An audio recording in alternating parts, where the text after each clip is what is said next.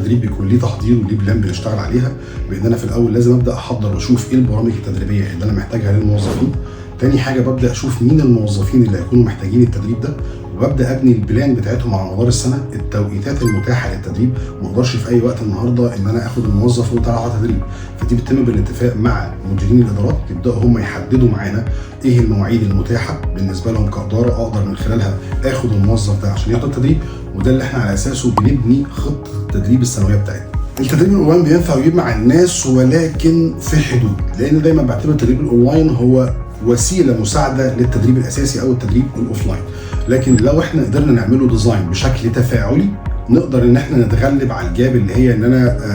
بعد المسافات زي ما بيقولوا، لان دايما التدريب الاوفلاين بيتميز عن الاونلاين بان الانجيجمنت فيه بيكون عالي جدا. انا بيكون في مدرب معايا بقدر اتكلم معاه اناقشه يجاوبني، فانا شايفه وهو شايفني. في الاونلاين بيبقى شويه الموضوع فيه شويه معوقات او فيه شويه تحديات، ولكن لو عملنا تحضير كويس جدا للبرنامج ده وزودنا الليفل بتاع الانجيجمنت ما بين المحاضر والمتدرب في الاونلاين، لا نقدر نحصل على نفس نتائج التدريب الاوفلاين.